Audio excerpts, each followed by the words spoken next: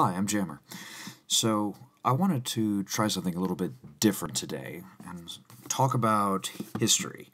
It's something I've kind of done in some of my previous videos, but I've really kind of distanced myself away from it because, right up front, I'm not a historian. I don't have a degree in history, but a channel that I'm a really big fan of, Shadiversity, did a video where he was discussing one of the numerous types of awesome swords that he's always talking about, and he described himself up front as a history enthusiast. And I think that's something that I can say about myself without any kind of reservation whatsoever. I love history. I've always loved history. I loved reading history. I've loved listening to people who are historians. I've loved talking to historians. It's just something I've always been fascinated with. And most recently I've begun watching Shadiversity, as I mentioned again, which I would definitely recommend checking him out. But I've also begun following a YouTube series called Overly Sarcastic Productions. I love those guys so much, if it isn't a little apparent by the cartoon version of me. But I promise, I am not stealing y'all's bit at all, but if you do want to sue me, I'll see you in court, and hopefully I can get y'all's autograph. Yee.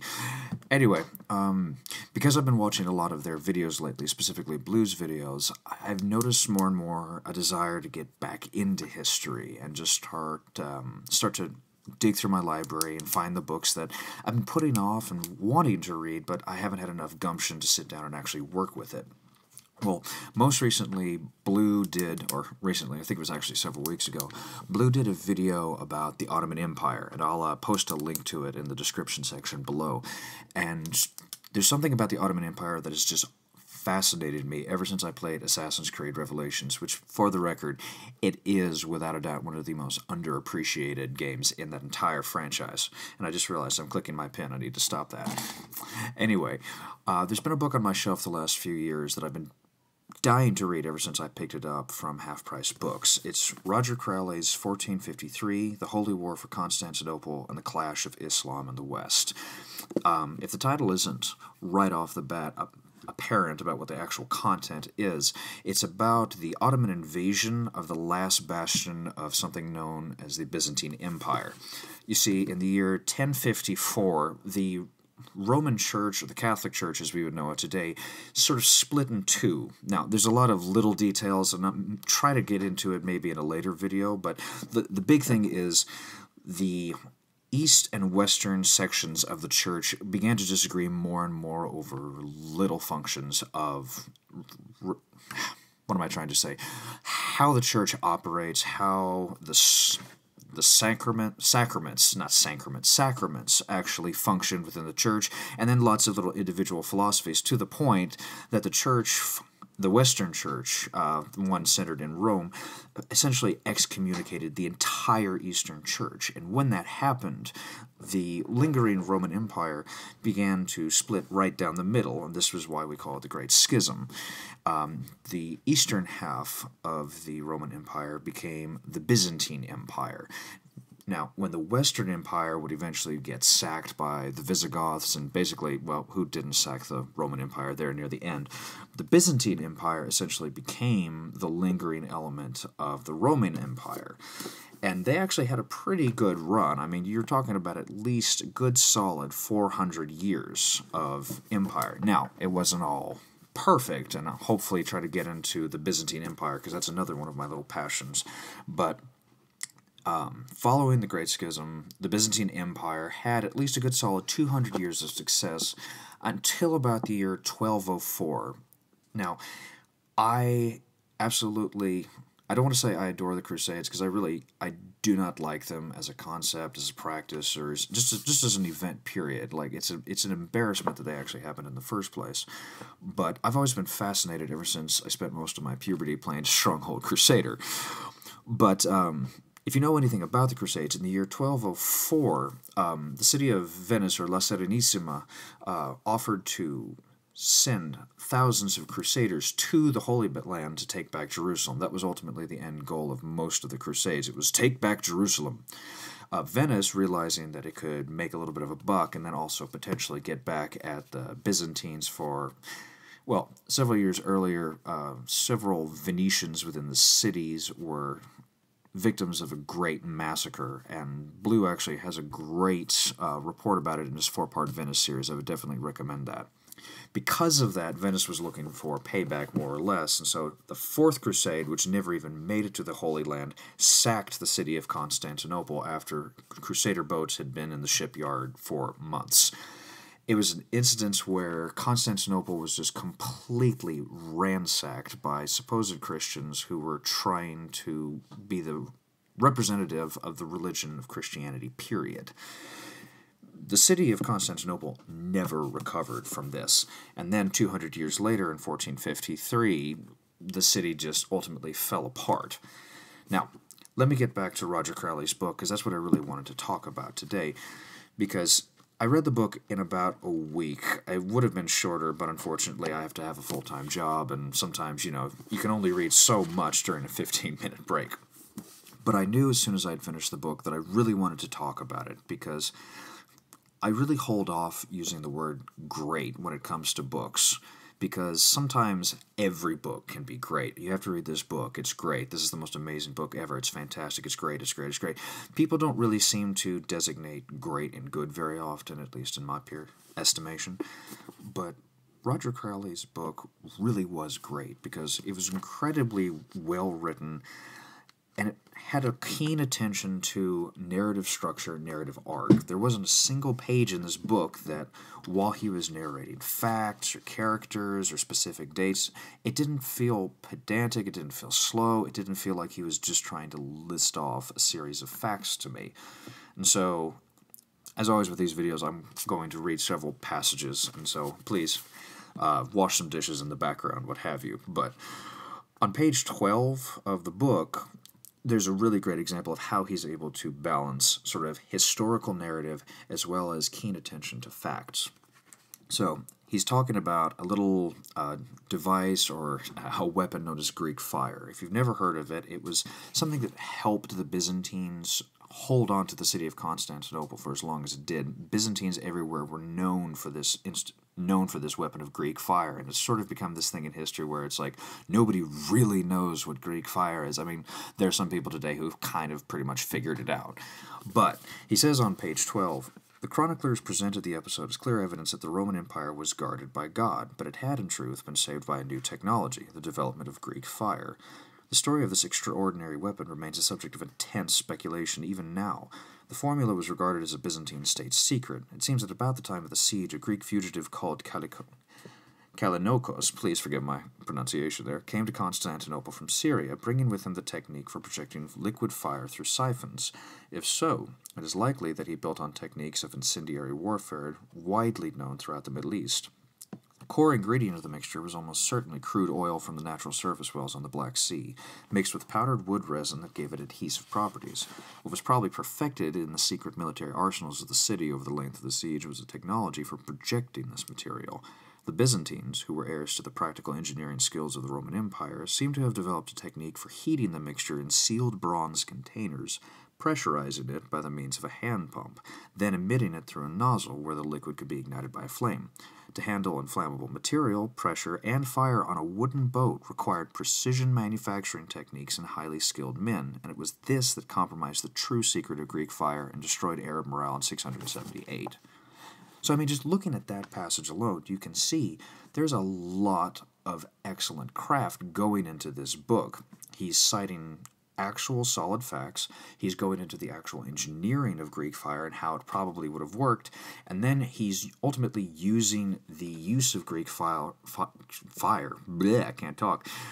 fire and the refinement of it as a weapon to call back to the Roman roots of the Byzantine Empire. And that's a really important dynamic that, I don't know, from what history books I have read in the past, very few people have an ability to really balance the use of facts, but then also a keen approach for story-driven arcs. Now, I wanted to move forward a little bit, though, to talk about Osman and why he's absolutely important to the struggle. If you don't know anything about the Ottoman Empire, ultimately, first off, the title of the Ottoman Empire comes from a man by the name of Osman. Osman was a man who lived, let me look, I'm sorry, I have to use my notes here, from about 1299 to 1323. He was one of these local monarchs who had sort of gotten power or sort of claimed power in the sort of power vacuum that had appeared after the fall of the Mongol Empire, which, for the record, is still today considered one of the largest, if not the largest, empire in the entire history of humanity. But after the Mongols kind of called it quits, which is another fancy way of saying, dying off slowly and then becoming irrelevant, Osman claimed power over a region in Anatolia and sort of accumulated power. But there's a notorious legend about Osman, which is that he had a dream, and Crowley describes it on page 29 of the book. Legend tells that Osman was always destined for greatness. One night he fell asleep and had a dream in which he saw Constantinople, which, situated at the junction of 2 seas and 2 continents, seemed like a diamond mounted between 2 sapphires and 2 emeralds, and appeared thus to form the precious stone of the ring of a vast dominion which embraced the entire world. Now that's one part of the dream. The other part of the dream is that Osman supposedly dreamed that a great tree was growing out of his head and began to cover the entire world. And then all, of course, the great wise men heard that dream and told the young man, hey, you're going to become the next ruler of the world. Ego much there, but ultimately, the Ottoman Empire did stretch almost across the entire Middle East and even upwards into Europe, too. So perhaps they didn't sell it too much, or maybe even not enough. But what's really important about that passage there is the way he brings it back to this overall theme throughout, which is that the rise of Islam as an institution, as a religion, as a philosophy, would ultimately have dramatic impact upon Western civilization, particularly upon the Byzantine Empire, which, again, as I said from the start, was the last remnants of the original Roman Empire. You cannot... I'm sorry, my desk is being... There we go. My apologies. And now I've completely forgotten my place. Doesn't matter. Anyway, the point is that Osman as a figure would eventually set the bones of what would become the Ottoman Empire, and Crowley is attempting constantly throughout this book to demonstrate not just the Ottoman Empire as an institution, but Islam as an institution. It was a rising power that was sort of coming into its own, figuring out what it was and how it could ultimately unite people for political, economic, and cultural purposes. And he also sort of digs into this idea several pages later on page 32, where he says, where the Byzantines were hidebound by 1,000 years of ceremony and tradition, the Ottomans were quick-witted, flexible, and open. The laws of Islam required mercy to conquered peoples, and the Ottoman ruled their subjects with a light hand that seemed frequently preferable to European feudalism. And that's an important distinction there at that point. You can see what he's trying to do. He's trying to show his reader at that point that, while the Byzantines were an empire that were solidly rooted in tradition, and he actually goes into several passages in this book to talk about how the Byzantine Empire had steadily begun to crumble sort of under the weight of tradition, of kind of oppressive religious superstition, and also in many instances millenarianism. Now, if you don't know what millenarianism is, it's a fancy-pants word for the feeling that the world is going to come to an end. This wasn't uncommon, especially during periods of the Renaissance and the Reformation period. Europe was constantly bogged down by this sort of millenarian sentiment. It's this idea that the world is soon going to come to an end, that we're all helpless, and that sooner or later Christ is going to return, and that we're all going to probably die in the great war between heaven and hell. And it seems ridiculous to think that how could they possibly believe that? But don't forget, there's still people today who are using obscure passages in the Bible to predict that the world is going to come to an end. There has always been and will always be millenarianism. The only distinction here is that the Byzantine Empire was clearly on its way out, and this millenarianism was just sort of feeding more and more and more into it, especially as the Ottoman Empire began to spread out into the territories of the Byzantine Empire, to the point that the Ottoman Empire had completely surrounded the city of Constantinople on almost every single side. Now, let me see what my next little passage was. Now, Crowley is really interesting in this book because ultimately, the entire book is about the siege and fall of the city of Constantinople. And so, There are lengthy passages in the book in which he tries to lay out how the Ottoman Emperor, specifically Mehmet II, a really interesting dude if you ever get the chance to read about him. And I intend to try to find more and more biographies about Ottoman emperors, Ottoman emperors, so that I can do more videos here for the channel. But for the time being, the thing you need to know about Mehmet II was he expanded the Ottoman Empire into more and more into the city of Europe, the region of Europe. The man was driven largely by ego, but he was also driven by a compulsion to make the empire into something new. Mehmet saw himself almost the way you would say maybe Alexander the Great saw himself. He was a conqueror who was going to expand the borders of his kingdom and achieve a sort of lasting destiny, and almost sort of become, I don't want to say an icon of himself particularly. He was one of these men who saw a great deal in his own potential, and that he was going to make his kingdom something great. Hashtag make the Ottoman Empire great again. Ugh, did I really say that? Anyway, Mehmet was driven to take Constantinople, and Crowley points out that not just for the Ottoman Empire, but Islam overall saw the city of Constantinople as he describes it early on, the red apple. It was this precious jewel that goes all the way back to the Prophet himself. Many, many, many times Muslim nations had attempted to sack Constantinople, or even just to siege Constantinople, and they had always failed. The city was surrounded by incredible defenses. They had Greek fire, which had a tendency to, set people on fire in really effective ways, but more importantly, they were notorious for being able to resist sieges. Thousands of Muslims had been essentially martyred in an effort to take the city.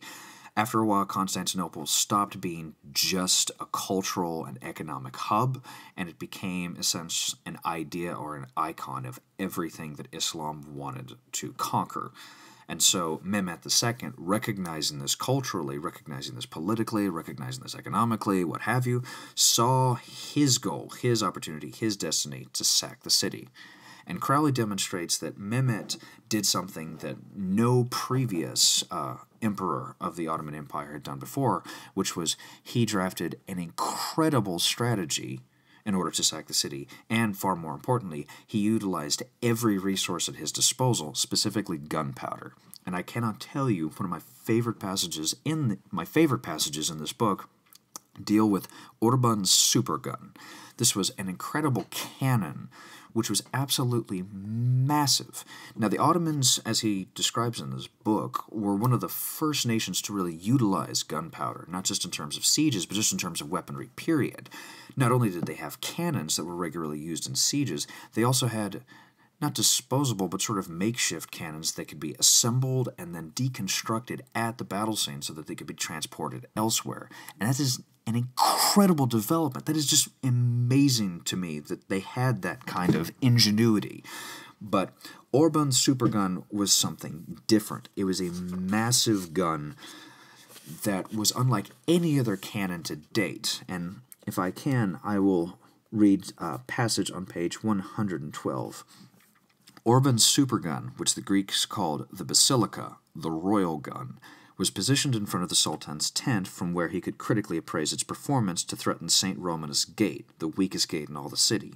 Each large cannon was supported by a posse of smaller ones in a battery that the Ottoman gunners affectionately named the Bear and its Cubs. They fired stone balls that ranged from 200 pounds up to a colossal 1,500 pounds in the case of Orban's monster gun. In the estimate of one observer, the two largest cannons fired a shot that reached the knee and a shot that reached the girdle, respectively. Another declared that the largest shot to measure 11 of my palms in circumference. This thing was massive. So massive, in fact, it would take hours to reload it. It would take tons of gunpowder to actually work. And again, a 1,500-pound ball. That is literally almost a ton in weight. I mean, you cannot imagine. I mean, ultimately, we're living in a period with massive superguns and destroyers and ships. So a gun that size, by today's standards, isn't really anything new or original. But take into consideration that siege equipment up to this point was largely ballistas and trebuchets. large, slow-to-assemble instruments that would hurl balls at a pretty significant rate. I mean, it was ultimately, trebuchet by trebuchet, but still, you're moving from a period of the idea of a small cannon to firing 1,500-pound balls. Again, up to this point, the walls of Constantinople had been able to resist the siege weaponry of many Muslims and even Christian organizations, institutions, armies, what have you. But this new gun was something different, because not only did it have a tremendous military effect, it also had an important psychological effect, which he goes on in the next, or not the next page, a couple pages over on page 115. The psychological effects of artillery bombardment on the defenders were initially even more severe than its material consequences. The noise and vibration of the massed guns, the clouds of smoke, the shattering impact of stone on stone dismayed seasoned defenders. To the civilian population, it was a glimpse of the coming apocalypse and a retribution for sin. It sounded, according to one Ottoman chronicler, like the awful resurrection blast. People ran out of their houses, beating their chests, crossing themselves and shouting, "Kyrie eleison," what is going to happen now? Women fainted in the streets, the churches were thronged with people, voicing petitions and prayers, wailing and exclaiming, "Lord, Lord, we moved far away from you. All that fell upon us in your holy city was accomplished through the righteous and true judgment of our sins." By the flickering light of their most sacred icons, their lips moved in the same unceasing prayer. "Do not betray us in the end to your enemies, do not destroy your worthy people, and do not take away your loving kindness from us and render us weak at this time." Orban's supergun decimated the emotional morale of the city of Constantinople, but far more importantly, it also was able to destroy the walls of Constantinople. And so we see something not just in terms of the actual military history. I mean, military historians are going to love this book because Crowley does give them enough detail about Mehmet moved his troops in this fashion. They talk about how he disassembled his ships and moved them around the Golden Horn so that he could manage to get his ships past the chain of Constantinople. And so military enthusiasts are probably going to find something in this book, but even just the casual reader is going to find something incredible in this book. And I absolutely did. Again, I'm not a historian, I'm a history enthusiast, but I was able to recognize that just about anybody could appreciate this book because he fills the pages with details that are not just empty facts. They feel overall like a building narrative arc. Crowley isn't just trying to tell a story of a battle that happened in the 1400s. He's trying to show that this battle was the culmination of a long series of transitions. Again, the Great Schism ultimately divided the Roman Empire into two separate organizations, and while the Eastern Church did manage to create an empire for some time, ultimately interior divisions, corruption, and then ultimately just stagnation, and then of course the sack of Constantinople in 1204, all contributed to this deterioration. The Byzantine Empire did not try to advance technologically, culturally, it just began to sort of stagnate. Whereas the Ottoman Empire that began to develop in the East was driven by this new energy. It had the benefit of Islam, which was still a pretty new religion. I mean, technically speaking, by 1453, Islam was a well-established religion in and of itself, but at that point, it was still fairly new, and so there was new energy, new drive, and on top of that, there were new empires bringing new ideas. Many Muslims had been studying the works of Greek philosophers like Aristotle and Plato. Many Muslim empires had been doing experimentations into science, doing anatomy, by performing dissections. They knew about evolution and its effect upon the body. This was a culture and it was a society that, while it was very religiously focused, there was still a lot of emphasis on art and culture and ideas. And then all of that will ultimately culminate in innovation, specifically in terms of technology. Now, that would ultimately channel into Orban's gun, which would finally put the edge over the last bastion of Constantinople, which is its walls. And so, what I really appreciate about Crowley's book is he's able to show that this is not just about one simple individual battle. It's about how empires can sort of rise and ultimately fall, while other empires rise typically on the back of such falls. I'm sorry, I paused unnecessarily there, just because this book is just really, really great, and Crowley is such an incredible writer, and constantly while reading it, you just get this feeling, this drive of this narrative arc that he's trying to get. And so the fall of Constantinople is not just the loser in a battle, it's actually this beautiful tragedy of a civilization. I mean, you're talking about the fall, ultimately, of the last part of Rome. He describes it, and some other authors that I've read as well have described the final fall of Constantinople as the death of the ancient world.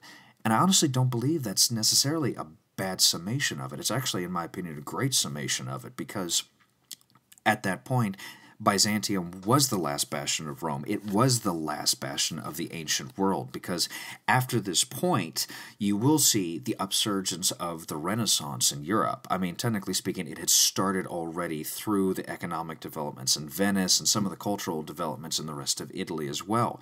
But it's because of the fall of Constantinople that you're going to begin to see more materials exchanging between Western Europe and the East. You're going to see the rediscovery of the writings of Plato and Aristotle, and that in turn is going to fuel the humanism that is going to just become the Renaissance overall. And so the death of the ancient world, aka the fall of Constantinople, is going to bring about new changes, new economic prosperity for a great number of people. But at the same time, it is still a battle, and battles, especially sieges, are always going to end terribly.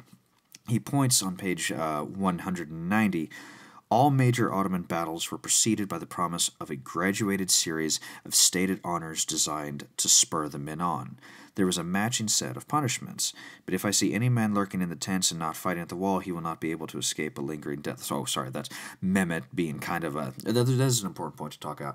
Mehmet in this book is constantly getting grumpy that the siege was not going his way, or that it wasn't happening as quickly as it did.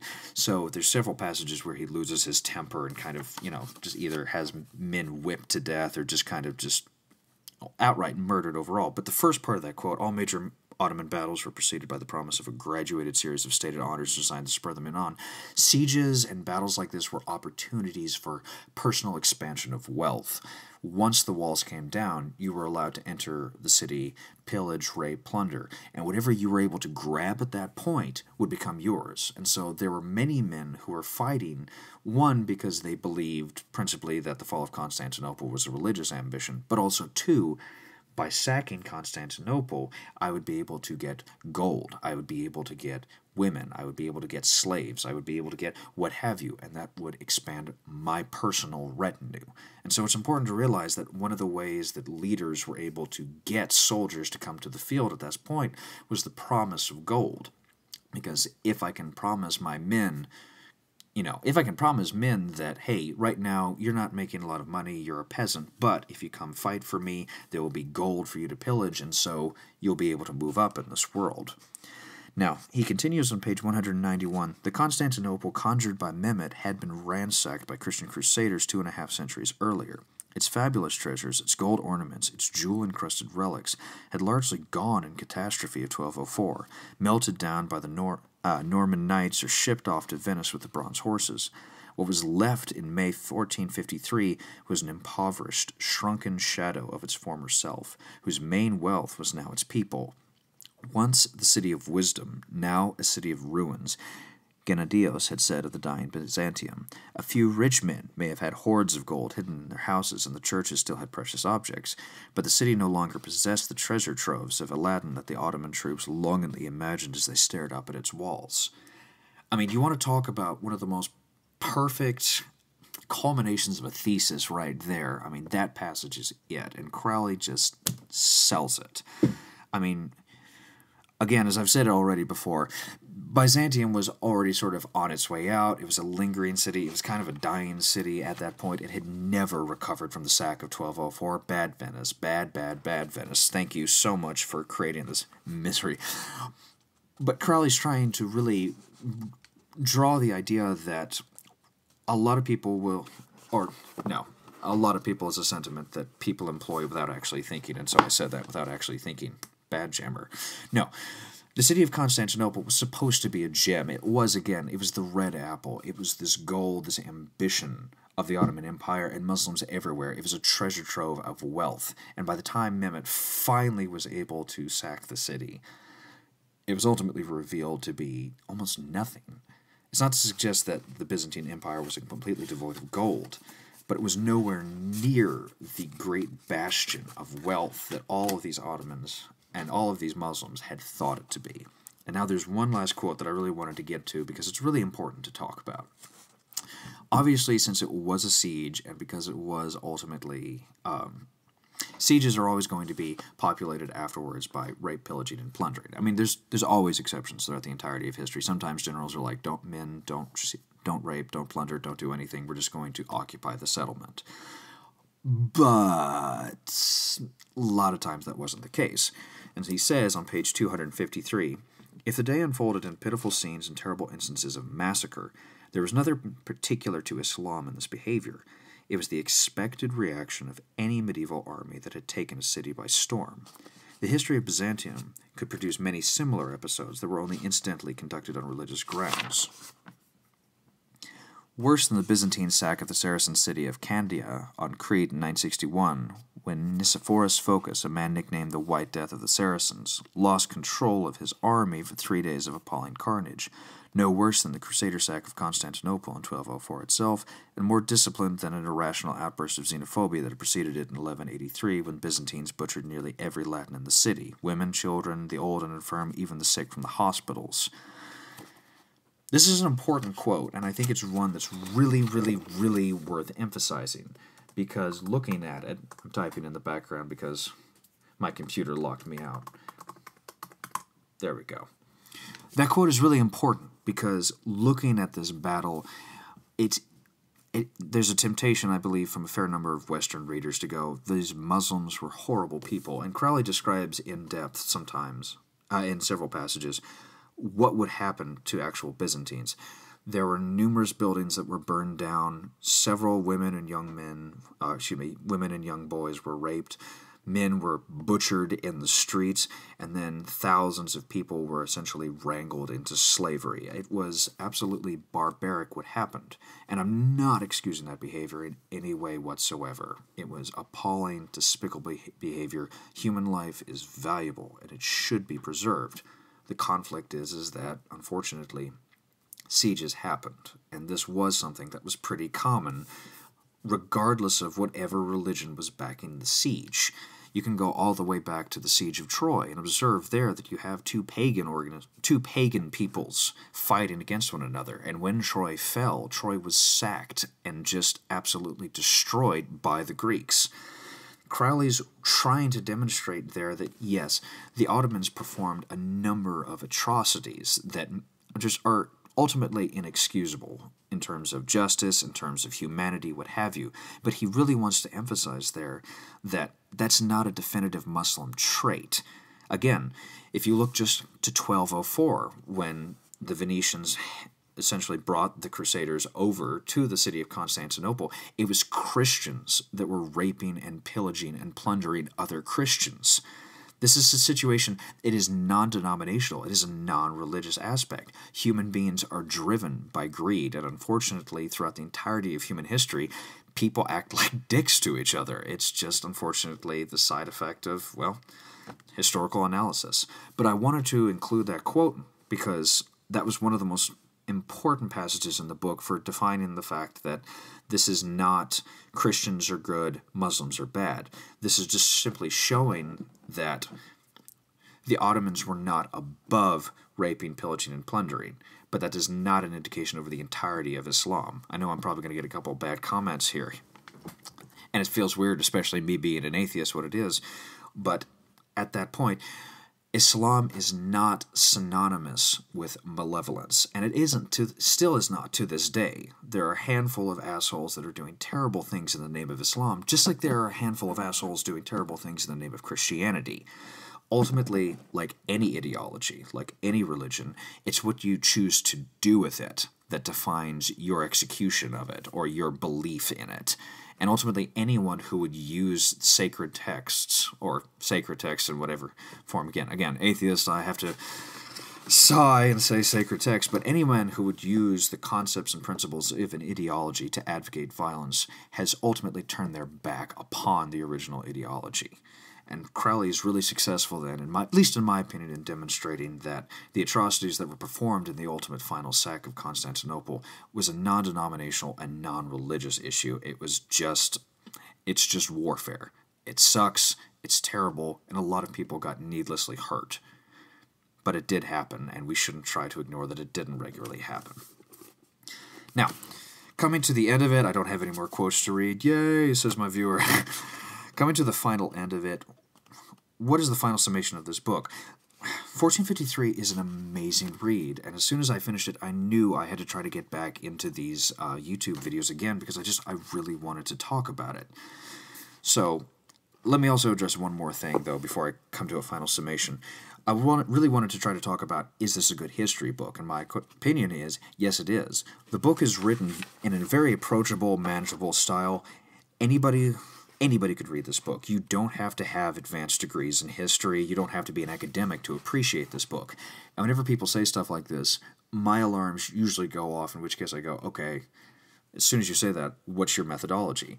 And Crowley actually has an amazing methodology. He has an entire section in the back titled About the Sources, where he talks about the fact that we have a little bit of difficulty in terms of assessing sources because both sides are extremely biased in this issue. The Greeks hated the Ottomans. The Christians hated the Ottomans. And so when you hear about how many people died by Ottoman hands, it's usually in hundreds of thousands, when in fact it probably wasn't anywhere near that high. It's usually hyperbolization. Likewise, whenever the Ottomans write about how mighty were their forces, the Ottoman Mehmet led a force of millions of soldiers. In actual fact, it probably wasn't anywhere near that high. And so Crowley goes to the effort to show his reader that whenever you're looking through the sources, or first-hand sources that we have, it's important to take it with a grain of salt. Then after that, what's really great is he has an entire section, Source Notes, where if the reader wants to call bullshit, like they should, anytime you read a factual or nonfiction book and somebody contends a fact, you should always say, bullshit, show me the facts. And so there's a significant passage in the back that goes chapter by chapter that just, he's able to provide a brief summation of his quote and then tell you exactly what source he cited that from, so you can go out there, should you have the gumption, and look it up for yourself. And then finally, this is just the nerd in me who's been to graduate school. I just absolutely adore it. He provides a full, organized bibliography in the back, arranged by individual sources and then more modern contemporary sources. And that last point is also important too. It's great that some historians focus their efforts entirely upon the classics of antiquity, but if one is wanting to engage in the contemporary conversation, you just have to find works that were written by contemporary scholars.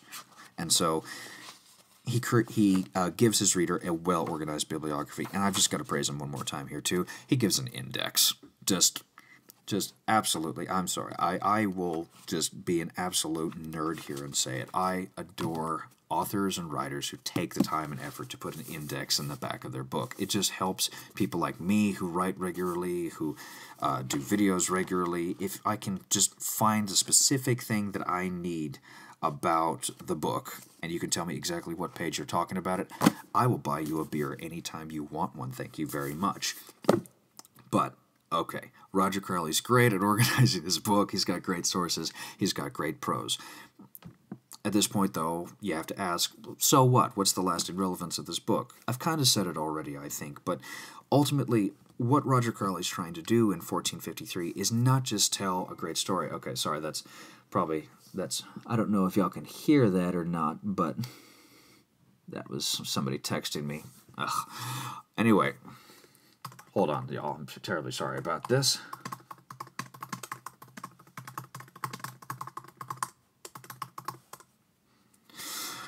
Anyway, sorry about that. So, what's the final summation of Roger Crowley's 1453 book? The final summation of the book is that it's an important document for the fact that it shows the end of the ancient world and the birth of the modern. Because the Byzantine Empire was the last bastion of the Roman Empire, an empire that especially many people in the West would consider... A lot of people in the West would consider it the greatest empire that ever was. I'm not sure I buy that personally. I want to do a little bit more reading before I make any such claim. But Crowley is trying to show that Rome was a great empire, and the Byzantine Empire was sort of the last holdout of that.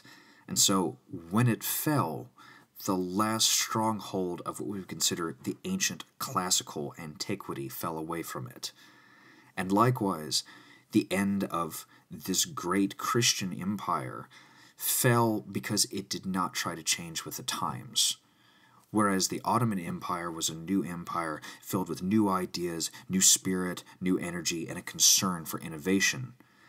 The previous empire, the Byzantine Empire, just sort of lived on past glories. And the problem of empire is stasis can ultimately kill you, which is ultimately what happened to the Ottoman Empire as well. Again, I'm going to post it in the link below, and I'll try to figure out how to post the link inside the video, but if you can, definitely check out Blue's Ottoman Empire video. It is great. I've watched it like 6 or 7 times, but that's because I'm obsessed with the Ottoman Empire. I don't know why. It amazes me. But as he points out in that video too, the Ottoman Empire did eventually sort of settle into a period where it just sort of, as he put it, chilled. And then ultimately it began to just sort of linger on based upon its past glories. And an empire can't live on its past glories. Every empire that has ultimately fell has just sort of rested on what came before. And as Crowley points out in this book, if you exist solely on your reputation, you can survive, but ultimately somebody is going to come around and give you a push. And that's exactly what happened to the Byzantine Empire. They sat, they did nothing, and finally the Ottomans came and pushed. And when they pushed, it was just the right time with just the right means.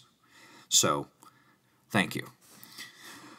Well, thank you all for listening. I have written actually a review of Roger Crowley's book for my site, White Tower Musings. I will don't believe I have it posted up yet on the site. As soon as I do, I will post a link below, and I'll probably have some sort of like update on the video itself that'll let you know, hey, I finally published the damn thing.